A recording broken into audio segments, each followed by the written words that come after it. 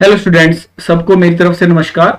मेरे YouTube channel curious physics में आपका बहुत बहुत स्वागत है। Today we are going to discuss the fourth chapter of your physics book and the name of the chapter is moving charges and magnetism. इस particular chapter का जो बेसिक थीम है बेटा वो है आपका to deal with charges, basically moving charges and its behaviour, ठीक है, and its impact on surroundings. जैसे हमने फर्स्ट चैप्टर में किया था, चार्ज जब स्टेशनरी था उसका अभी सराउंडिंग में क्या इंपैक्ट पड़ रहा है, जैसे आ रहा था वहां पे हमने फाइंड किया था इलेक्ट्रिक फील्ड। यहां पे फाइंड करेंगे हम आपका मैग्नेटिक फील्ड, फिर उससे रिलेटेड जो भी चीजें आएंगी जैसे मैग्नेटिक फोर्स आएगा, ठीक है, चार्ज जब मूव कर रहा होगा, ठीक है। फिर बाद में हम जैसे फर्स्ट चैप्टर में अभी टॉर्क निकालना सीखा था ड्यू टू अ डाइपोल, यहां भी बात करेंगे हम मैग्नेटिक डाइपोल, ठीक है। वो सारी चीजों के ऊपर बात करेंगे हम, ठीक है, जैसे हमने फर्स्ट चैप्टर में किया था। तो the basic theme of this chapter is to find the value of magnetic field and the forces on charges when they are put in particular magnetic field, ठीक है। तो स्टार्ट करते हैं बेटा। चैप्टर का नाम है आपका मूविंग चार्जेस एंड मैग्नेटिज्म। तो चैप्टर का नाम है बेटा मूविंग चार्जेस एंड मैग्नेटिज्म, ठीक है। तो जो चैप्टर स्टार्ट होता है, द फर्स्ट टॉपिक है ओर्स्टिड्स एक्सपेरिमेंट।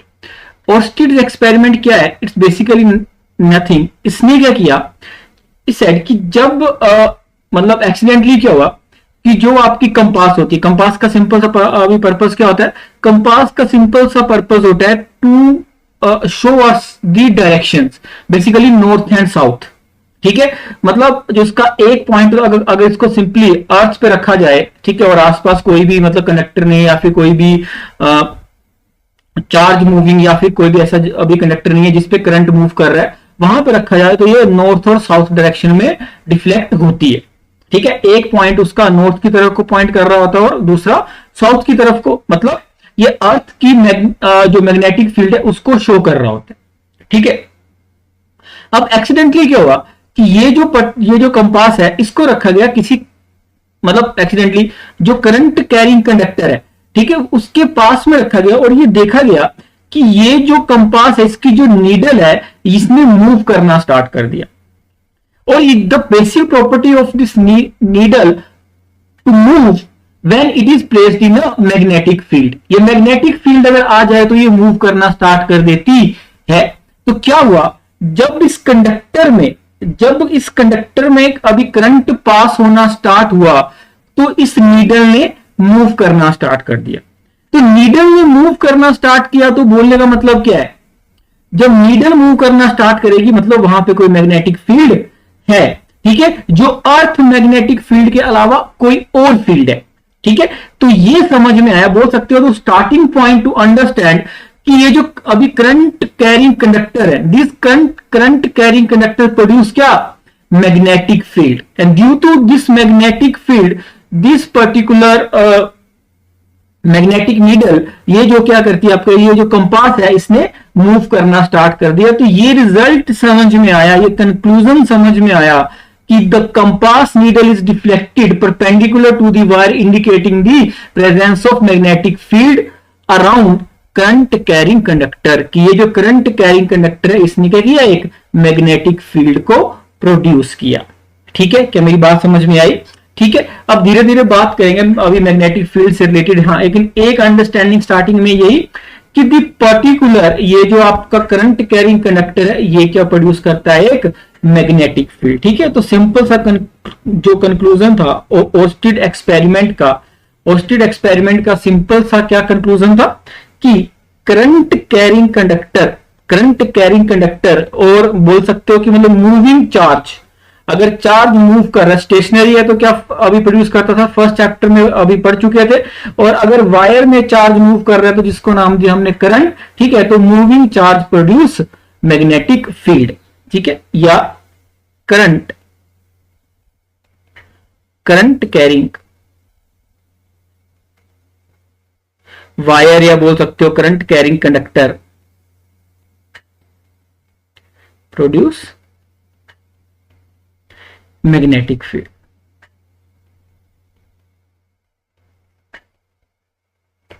ठीक है जी। ये आपको थोड़ा सा पता होना चाहिए। सेकंड आता है आपका मैग्नेटिक फोर्स से रिलेटेड बात करेंगे, है ना। सेकंड आता है कि मैग्नेटिक फील्ड है क्या।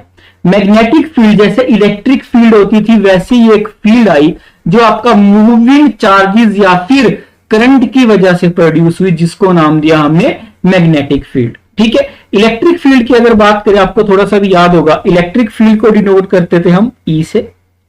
ठीक है, और ये जो मैग्नेटिक फील्ड है, मैग्नेटिक फील्ड को डिनोट करेंगे बेटा बी से। ये होगी आपकी मैग्नेटिक फील्ड। बी को डिनोट करेंगे हम, मैग्नेटिक फील्ड को डिनोट करेंगे बी से। ठीक है, और ई सबको पता है, ई की वैल्यू अगर पता होगा क्या होती थी, 1/4πε। अगर क्यू चार्ज में है और आर डिस्टेंस में निकालते थे तो आर स्क्वायर, और यहां पे यूनिट वेक्टर मतलब डायरेक्शन होती थी। तो ये जो मतलब इलेक्ट्रिक फील्ड क्या होती थी आपकी, वेक्टर क्वांटिटी। तो सेम ही आपकी जो मैग्नेटिक फील्ड होती है आपका, वो भी क्या होती है आपकी, also vector quantity.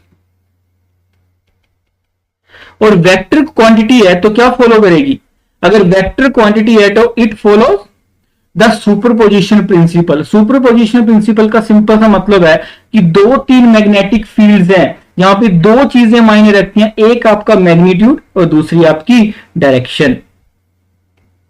Magnitude and direction मायने रखती है। ठीक है, अगर वेक्टर है तो सिंपल सी बात है, तो क्या किस रूल से ये ऐड होगी। ठीक है, अगर मैग्नेटिक फील्ड है दो तीन सोर्सेस की वजह से, तो according to laws of vector addition को फॉलो करेगी। ठीक है, लॉज ऑफ वेक्टर एडिशन। ठीक है, क्या मेरी बात समझ में आई। ठीक है, फॉर एग्जाम्पल जैसे सिंपल एग्जाम्पल लेके समझते हैं।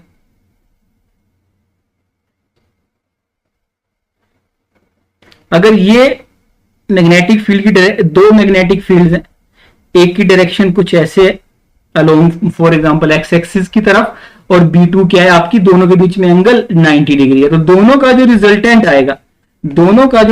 आएगा वो ट्रायंगल ऑफ वेक्टर एडिशन को फॉलो करके कुछ यहां पे आएगा। ठीक है, उसका मैग्नीट्यूड आपको पता होना चाहिए। ठीक है, जो हमने यहां पे निकाला था, जिसको बोल सकते हैं हम ये भी बी वेक्टर। ठीक है, तो हम ऐसा कुछ बोल सकते हैं, B net is equal to, ठीक है, लॉज ऑफ वेक्टर एडिशन को फॉलो करेगी आपका क्या, मैग्नेटिक फील्ड, जैसे हमने वहां पे सीखा था। ठीक है, नेक्स्ट टॉपिक आता है आपका मैग्नेटिक फोर्सेस से जो रिलेट करा, जिसको बोलते हैं लोरेंट्स फोर्स। लोरेंट्स फोर्स बेसिकली क्या है कि किसी पर्टिकुलर चार्ज अगर वो v वेलोसिटी से मूव कर रहा है, फॉर एग्जांपल ये बोला कि किसी चार्ज को इलेक्ट्रिक फील्ड और मैग्नेटिक फील्ड में रखा गया। ठीक है, फॉर एग्जांपल E डिनोट कर रही है किसी भी एरिया में इलेक्ट्रिक फील्ड, और B उसी के आसपास B डिनोट कर रही है मैग्नेटिक फील्ड। ठीक है जी, अब जो चार्ज है जो यहां पे मूव कर रहा है, चार्ज Q चार्ज मान लिया, and Q charge is moving with velocity v। ठीक है, Q चार्ज इस इलेक्ट्रिक फील्ड और मैग्नेटिक फील्ड में मूव कर रहा है चार्ज v वेलोसिटी से। ठीक है, तो जो टोटल फोर्स ये एक्सपीरियंस करेगा, टोटल फोर्स एक्सपीरियंस्ड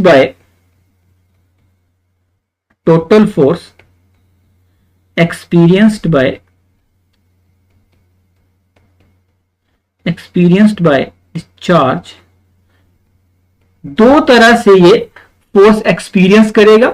फर्स्ट किसकी वजह से, ड्यू टू इलेक्ट्रिक फील्ड, तो सबको पता है क्या होती थी, Q इंटू E। ठीक है, दूसरा जो यहां पे आएगी ड्यू टू मैग्नेटिक फील्ड,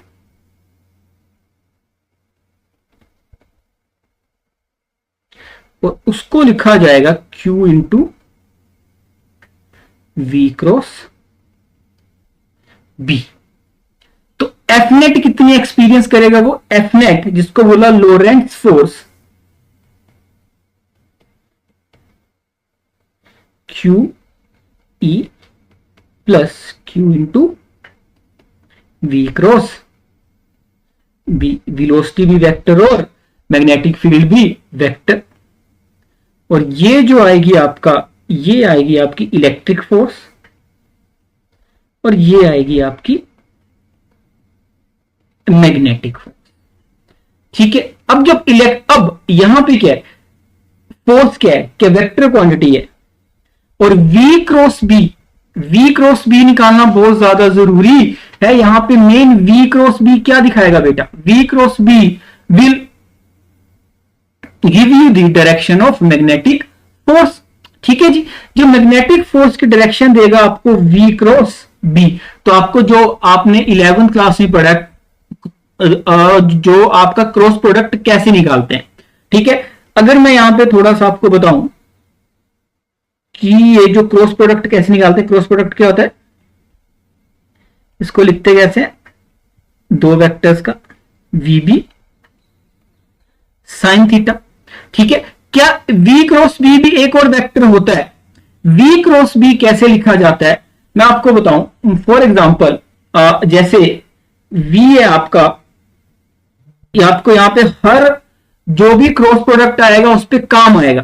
ठीक है, क्योंकि V क्रॉस बी देता है या A क्रॉस बी, दो वेक्टर्स का जो क्रॉस प्रोडक्ट होता है ये देता है आपका एक और वेक्टर, थर्ड वेक्टर। ठीक है, जिसको बोल दिया हमने नया वेक्टर। और उसकी डायरेक्शन क्या होगी, V क्रॉस बी एक नया वेक्टर आएगा। ठीक है, जिसकी डायरेक्शन क्या होगी, perpendicular to both V and B। For example अगर मैं बात करूं, चलो नीचे भी लिखा हुआ ये सब तो है ना, यहां पे बात करते हैं। V क्रॉस बी डायरेक्शन लेना आपको बहुत ज्यादा जरूरी है। ठीक है, ये भी एक नया वेक्टर प्रोड्यूस करेगा जिसकी डायरेक्शन फोर्स की डायरेक्शन में होगी ड्यू टू मैग्नेटिक फील्ड।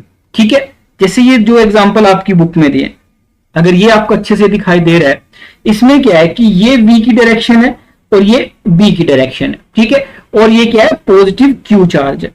आपको बताना है कि फोर्स की डायरेक्शन क्या होगी, और फोर्स की डायरेक्शन होगी V क्रॉस बी। तो V क्रॉस बी क्या है कि पहले वेक्टर से दूसरे की तरफ को आपको अपना हाथ रोटेट करना आना चाहिए। ठीक है, जिसको राइट हैंड थंब रूल भी बोल देते हैं।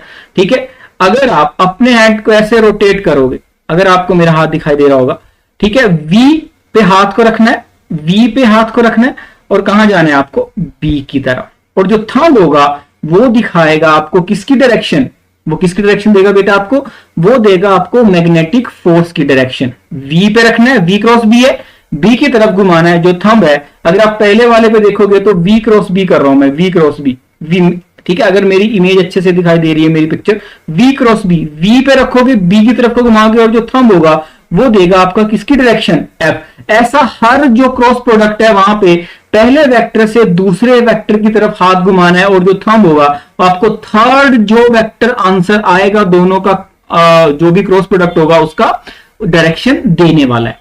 ठीक है, क्या मेरी बात समझ में आई। अगर सेकंड में देखोगे, आप सेकंड में देखोगे, पहले इस वाले को देखते हैं, इस वाले को। ठीक है, अगर आप देखोगे V ऐसे ऊपर को है और नीचे को आना है। ठीक है, तो जो F है वो किसकी तरफ है, ऊपर की तरफ को है। ठीक है, तो क्या है आपका ये, और यहां वाले पे अपोजिट क्या है, क्योंकि जो ऊपर जो Q है वो पॉजिटिव है। अगर Q नेगेटिव हो जाएगा तो डायरेक्शन पॉजिटिव से उल्टी हो जाएगी। तो पहले आपको करना वही है, V क्रॉस बी ही करना है।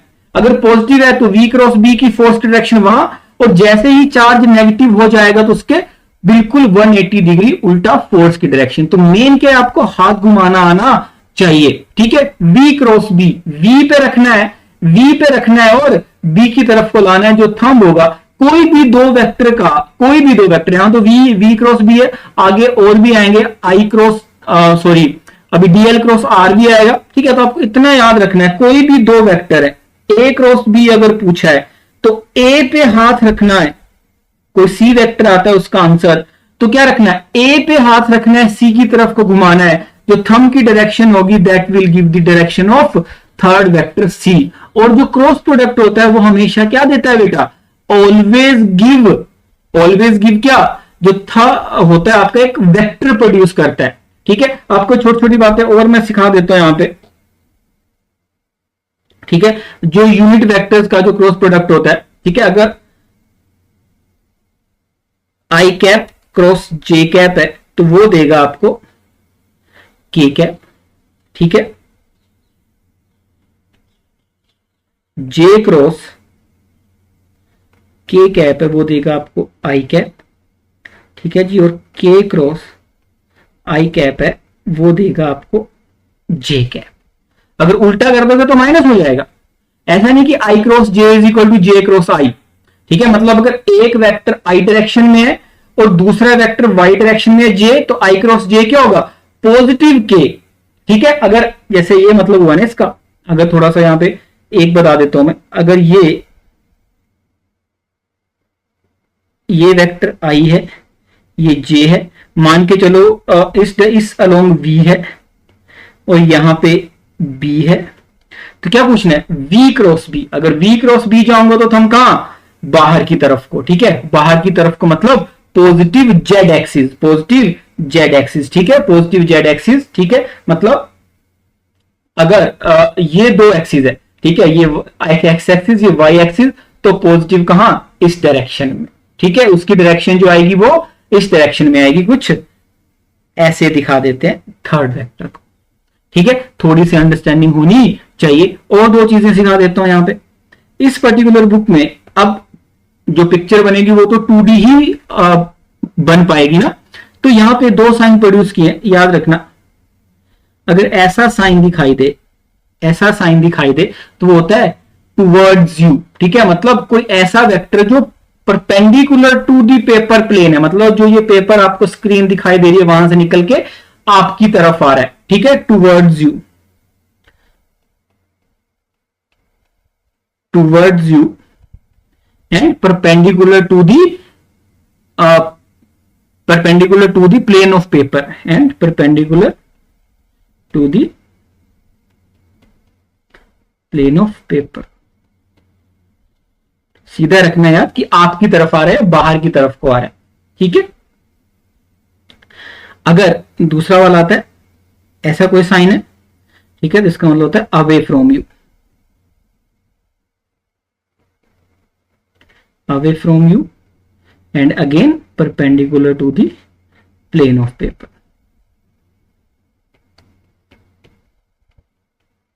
ठीक है। मतलब क्या हो रहा है, वो आपका अंदर की तरफ को वो डायरेक्शन है उसकी, मतलब पेज के अंदर घुस जा रहा है, ठीक है। ये इसका सिंपल सी अंडरस्टैंडिंग है। ये दोनों साइन भी बहुत जगह आता है ना, तो उसको देख के बिल्कुल भी परेशान होना नहीं है, ठीक है। आई होप यहाँ पे थोड़ी सी बेसिक अंडरस्टैंडिंग सिखा रहे हैं अभी, है ना, बेसिक अंडरस्टैंडिंग सिखा रहे हैं।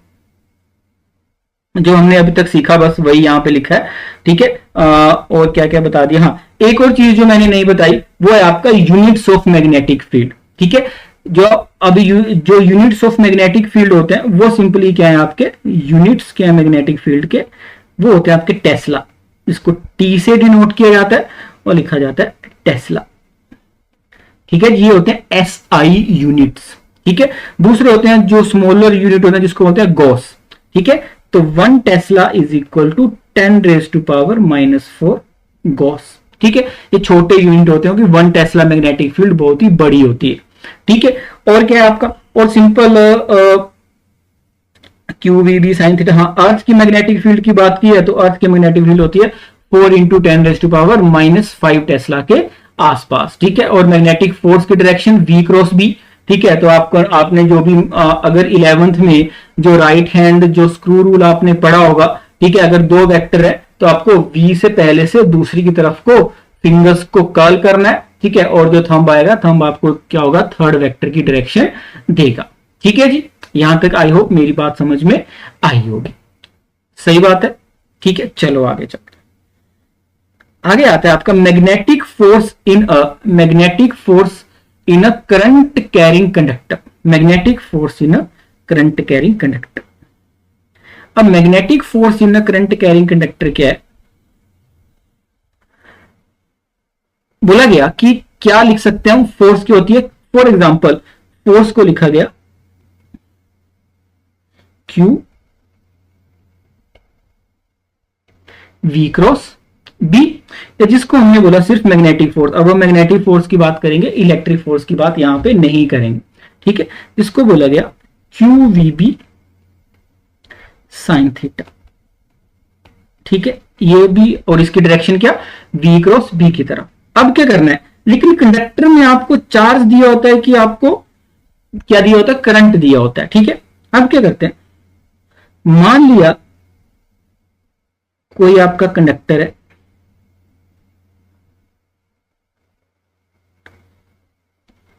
ना, और इसमें क्या है आपका I चार्ज मूव कर रहा है, L इसकी लेंथ है। ठीक है, बात समझ में आ गई। अब जो आपका, और माना मैग्नेटिक फील्ड भी है, ठीक है, तो कितनी फोर्स प्रोड्यूस होगी, मैग्नेटिक फील्ड मान लिया आपने बी है, फोर्स लिखा मैंने क्यू वी बी। क्यू यहां पे क्या है, टोटल चार्ज, क्या है आपका टोटल चार्ज। ठीक है, अब आपको याद हो अगर थोड़ा सा भी, जो हमने सेकंड चैप्टर किया था उसमें क्या हमने कुछ ड्रिफ्ट वेलोसिटी निकाली थी, तो यहां पे जो v है वो आ जाएगी ड्रिफ्ट वेलोसिटी। ठीक है, और q अगर मान के चलो एक पार्टिकल का चार्ज है तो टोटल चार्ज कितना होगा, अगर उसमें मैं लिखूंगा तो टोटल फोर्स क्या सबकी होगी। ठीक है, तो मान के चलो n को डिवाइड किया गया, आपका n को डिफाइन किया गया नंबर ऑफ चार्ज पार्टिकल्स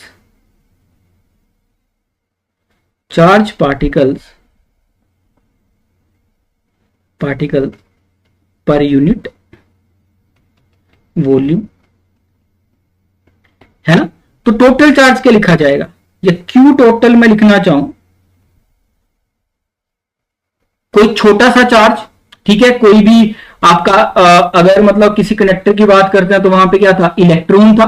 ठीक है, तो इलेक्ट्रॉन, तो एन, ए क्या है, area of cross section. Volume होता है क्या, वॉल्यूम अगर जिसको नहीं पता होगा, वॉल्यूम होता है आपका area into length, N A into L, छोटा सा चार्ज ई, ये बन गया टोटल चार्ज। मतलब पहली वाली टर्म क्या बन गई आपकी बेटा, पहली वाली टर्म बन गई आपका क्यू जो मूव कर रहा है। ठीक है, v की जगह vd आपकी अभी ड्रिफ्ट वेलोसिटी, और b के आपकी मैग्नेटिक फील्ड, और साइन थीटा 90 मानते हैं। ठीक है, क्योंकि जो मैग्नेटिक फील्ड की डायरेक्शन है वो दोनों के बीच में एंगल स्टार्टिंग में क्या मान लेते हैं हम, नहीं भी मानना तो ठीक है, हम इसको साइन थीटा ही अभी रखते हैं। ठीक है, साइन थीटा। ठीक है जी, अब अगर थोड़ा सा भी याद होगा, जो अभी करंट की वैल्यू निकाली थी जब हम सेकंड चैप्टर में स्टार्टिंग कर रहे थे, तो क्या NEAVD होता था, अगर याद होगा, LB साइन थीटा।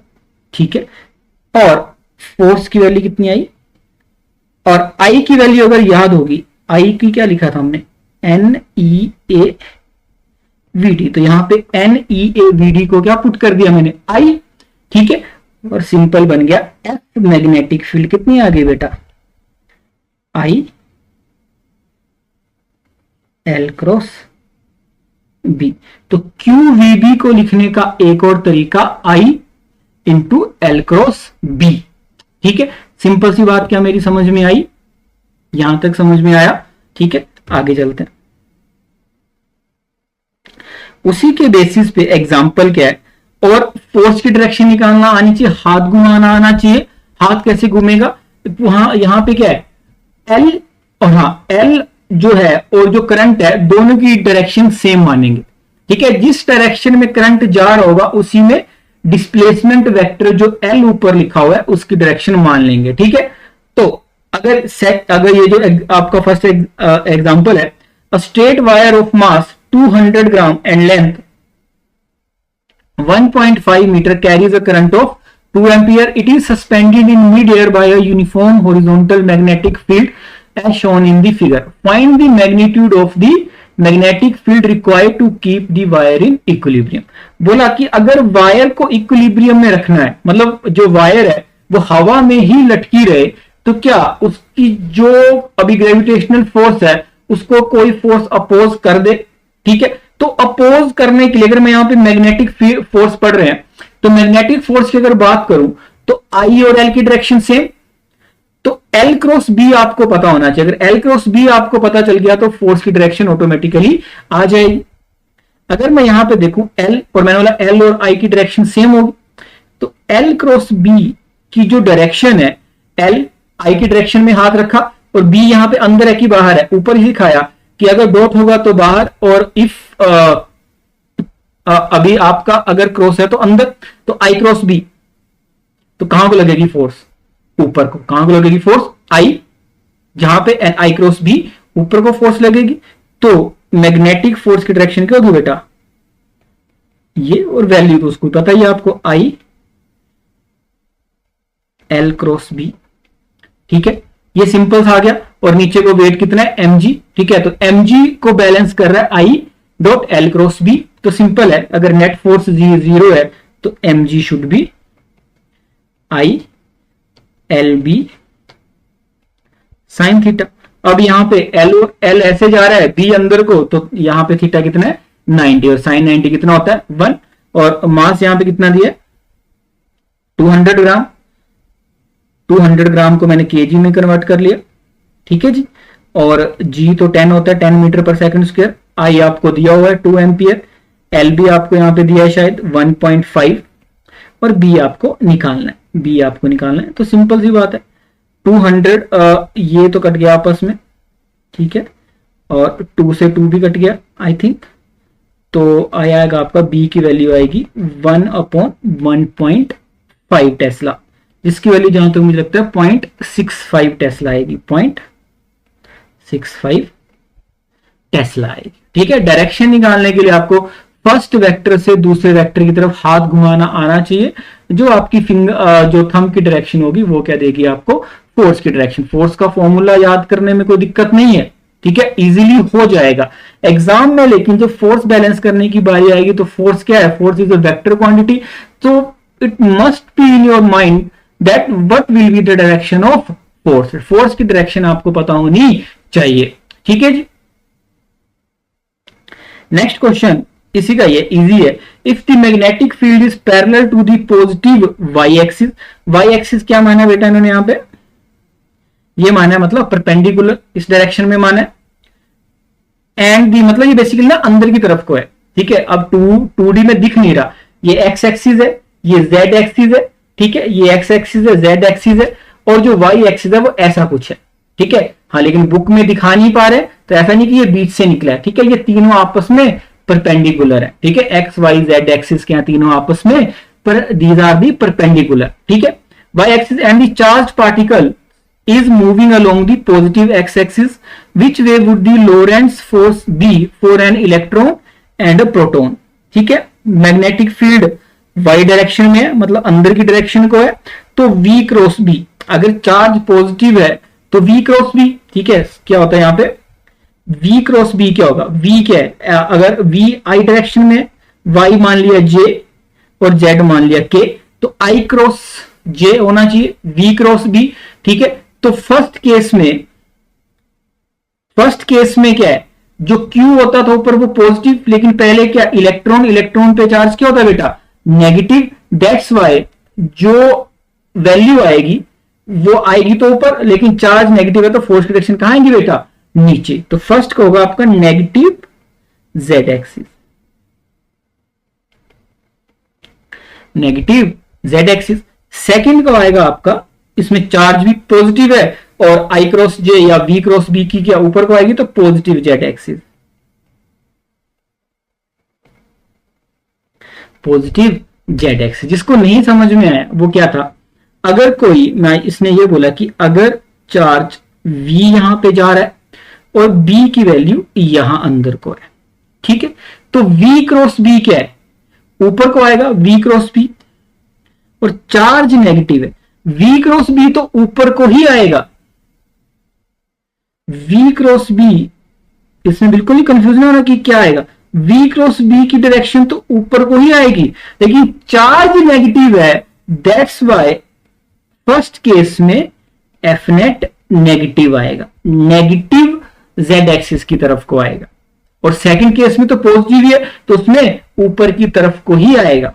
ठीक है, इस नेगेटिव की वजह से फर्स्ट में नेगेटिव जेड एक्सिस हुआ है। वी क्रॉस बी में कंफ्यूज नहीं होना, वी क्रॉस बी तो अंदर ही जाएगा, अंदर ही मतलब ऊपर की तरफ कोई जाएगा। ठीक है जी, क्या मेरी बात समझ में आई है? ठीक है, आगे चलते हैं। नेक्स्ट बात करते हैं बेटा motion in a magnetic field. जब किसी चार्ज को एक मैग्नेटिक फील्ड में रखा जाए and that charge is moving with velocity v, तब वो क्या बिहेव करता है, उसके ऊपर कितनी फोर्स लगती है, उसके ऊपर थोड़ी थोड़ी बात करते हैं। तो लेट चार्ज है आपका q is charge, positive charge ही मानते हैं। ठीक है, b मान लिया मैग्नेटिक फील्ड को, कांस्टेंट मैग्नेटिक फील्ड है। मास मान लिया जिसके ऊपर चार्ज है मास, और v मान लिया हमने वेलोसिटी, ये वेक्टर का साइन है, v मान लिया हमने वेलोसिटी। ठीक है, फर्स्ट केस मानते हैं, सिंपल सा केस ताकि अंडरस्टैंडिंग बढ़ जाए। v is perpendicular to b। ठीक है, तो यहां पे थीटा क्या हो जाएगा, थीटा मतलब 90 डिग्री। ठीक है, तो साइन 90 हो जाएगा 1। तो लेट दी मैग्नेटिक फील्ड कैसी है, कुछ इस ऐसे कुछ मैग्नेटिक फील्ड है, बी अंदर की डायरेक्शन को मान लेते हैं।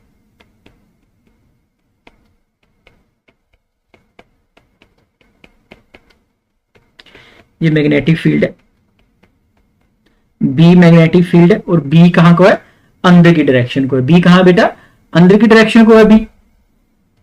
ठीक है, अब यहां पे क्या है, एक चार्ज रखा हुआ है क्यू, क्यू चार्ज रखा है, और वो अगर ऊपर को जा रहा है, मान के चलो v वेलोसिटी से यहां जा रहा है। ठीक है, तो फोर्स कहां लगेगी, v क्रॉस b, अंदर की डायरेक्शन को। ठीक है, अब यहां पे कहीं ऊपर होगा, यहां पे कहीं ऊपर होगा, तो v यहां, तो अब v क्रॉस b अंदर, तो कहां को, फोर्स नीचे को। सेम यहां पे कहीं होगा तो फोर्स यहां पे कहीं होगा तो v की डायरेक्शन नीचे, यहां पे कहीं होगा तो यहां पे। ठीक है, तो ये कुछ ये सर्कल बनाए। ठीक है, बोलने का मतलब है एक सा सर्कल बनाएगा चार्ज जिसकी रेडियस मान लेते हैं हम r। बोलने का मतलब है सिंपल भाषा में भी समझना, if v is perpendicular to b and b is constant, then the charge particle will move in a circular motion, in a form a uniform circular motion। कैसा करेगा बेटा, यूनिफॉर्म सर्कुलर मोशन।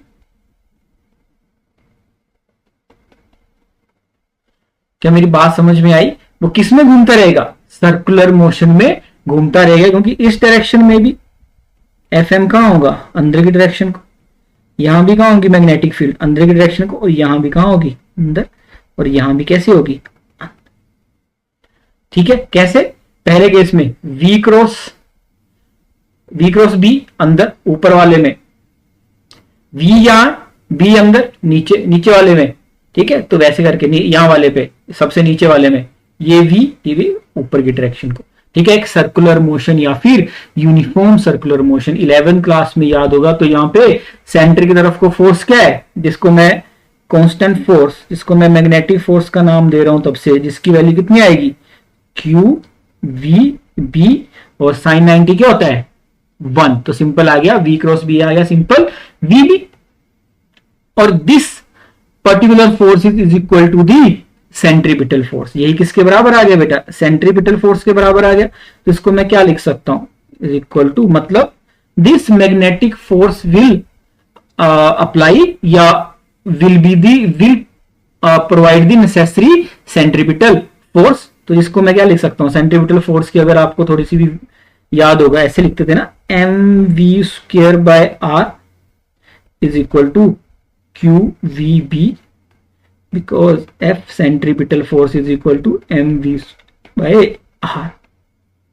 r क्या है, radius of the circle. ठीक है, तो क्या लिख सकता हूं इसको मैं, अगर मेरे को रेडियस निकालना है तो क्या होगा, एक v से एक v, तो आएगी वैल्यू, रेडियस की वैल्यू आएगी mv अपॉन qb। ठीक है, mv अपॉन qb, और क्या निकाल सकता हूं मैं? और अगर मेरे से कोई पूछे कि आपको टाइम पीरियड निकालना है या फिर फ्रीक्वेंसी निकालनी है या फिर आपको क्या निकालना है, ओमेगा निकालना है। ओमेगा का मतलब क्या होता है आपका? ओमेगा मतलब एंगुलर स्पीड निकालनी है। Omega angular speed, angular speed क्या होगी? एंगुलर स्पीड की वैल्यू अगर थोड़ी सी आती है तो उसको बोलते हैं v अपॉन आर, और v अपॉन आर अगर मैं वहां से लिखूंगा तो क्या होगा? क्यू बी ऊपर चला जाएगा और m नीचे आ जाएगा। ठीक है, अगर मैं मेरे से कोई टाइम पीरियड पूछे, टाइम पीरियड क्या होता है? एक सर्कल को पूरा करने में कितना टाइम लगा, तो एक सर्कल में एंगल कितना होता है बेटा? 2 पाई, और एंगुलर स्पीड कितनी है? ओमेगा। तो टाइम पीरियड की वैल्यू कितनी आएगी? 2 पाई ओमेगा में ऊपर से निकाल लूंगा क्यू बी अपॉन एम। ठीक है, नेक्स्ट आता है आपका फ्रीक्वेंसी। अब मैं फ्रीक्वेंसी कैसे लिख सकता हूं? फ्रीक्वेंसी होती है आपकी, है ना, 1/t। तो फ्रीक्वेंसी होती है आपका, फ्रीक्वेंसी का मतलब क्या होता है? Frequency meaning you can say that the number of cycles complete in one time period. ठीक है, तो टाइम पीरियड का अपोजिट होता है 1/t इज इक्वल टू, यहां पे मैंने सिंपल वैल्यू पुट कर दी, 1/t की वैल्यू हो जाएगी Q B by 2 pi M. ये आ गई आपकी फ्रीक्वेंसी। ये सारे फॉर्मूले अगर याद हो तो ज्यादा कोई दिक्कत वाली बात नहीं है। ये सिंपल केस में व्हेन, ये अब कंडीशन भी पता होना चाहिए। व्हेन क्या माना था स्टार्टिंग में? हमने क्या माना था? v is perpendicular to b, velocity is perpendicular to b, तब ये फॉर्मूले आएंगे बेटा। ऐसा नहीं कि रट्टा मार लिया और जो सवाल है वो कुछ और दिया हो, तब आएंगे ये फॉर्मूले सारे, ऐसे नहीं आएंगे अपनी मर्जी से। तो थोड़ी थोड़ी अंडरस्टैंडिंग होनी चाहिए, बिल्कुल भी परेशान नहीं होना है। ठीक है, सेकंड केस थोड़ा सा जनरलाइज करते हैं। इस केस में क्या किया इन्होंने? अब तक क्या था? अब तक ये था कि v is perpendicular to b, लेकिन अब v परपेंडिकुलर टू b ना हो। ठीक है, क्या हो? b तो वैसे ही मान लो। सेकंड केस, ठीक है, अगर v is perpendicular to b है तो कैसा मोशन किया? Uniform circular motion. कैसा मोशन किया? Uniform circular motion.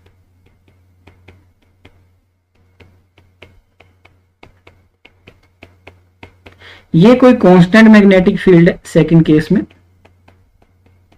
ठीक है, इस पर्टिकुलर केस में क्या है कि मान के चलो कि जो v है,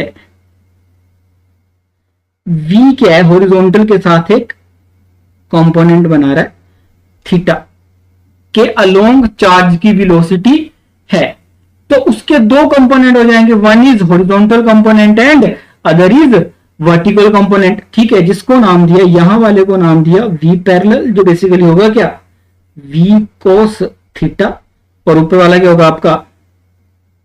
ये वाला कंपोनेंट v परपेंडिकुलर, और इसकी वैल्यू होगी v साइन थीटा। तो वेलोसिटी के दो कंपोनेंट हो गए। एक कंपोनेंट क्या हो गया आपका? v कोस थीटा, और एक हो गया vt परपेंडिकुलर कंपोनेंट। तो परपेंडिकुलर कंपोनेंट वाला केस तो हमने ऊपर भी किया, और परपेंडिकुलर वाला केस करेगा क्या? इसको कहां पे लेके जाएगा? परपेंडिकुलर कंपोनेंट उसको सर्कुलर घुमाएगा, और ये जो v पैरेलल है, जो v कोस थीटा है, वो कहां लेके जाएगा? आगे लेके जाएगा। फिर से सुनना, v परपेंडिकुलर क्या सर्कल में घुमाएगा उसको? v परपेंडिकुलर कहां घुमाएगा बेटा? सर्कल में घुमाएगा। क्या मेरी बात समझ में आई? और v पैरेलल कहां लेके जाएगा? आगे। और जो ये पर्टिकुलर चार्ज पार्टिकल है वो कैसा मोशन करेगा, जिसको बोलेंगे हेलिकल पाथ।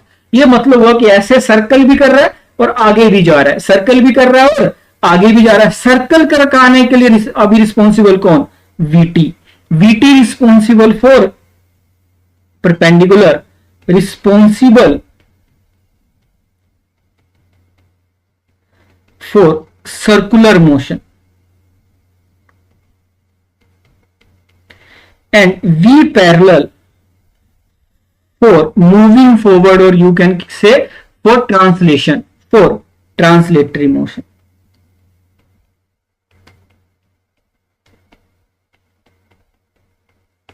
कहां लेके जा रहा है बेटा?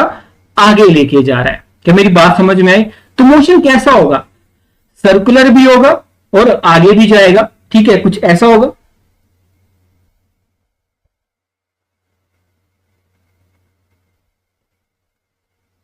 क्या मेरी बात समझ में आई? ये सर्कल भी करेगा और आगे भी जाएगा, और इस मोशन को नाम दिया आपका, इसको नाम दिया हेलिकल पाथ या हेलिकल मोशन बोल सकते। ठीक है, सर्कल किसने करवाया? वीटी ने, और आगे कौन लेके गया? V parallel. तो दो सर्कल के बीच का जो डिस्टेंस है, क्या ये है ना, एक सर्कल अभी हुआ, दूसरा आगे से करके हुआ। ठीक है, तो दो सर्कल के बीच का जो डिस्टेंस है, जिसको नाम दिया हमने पिच।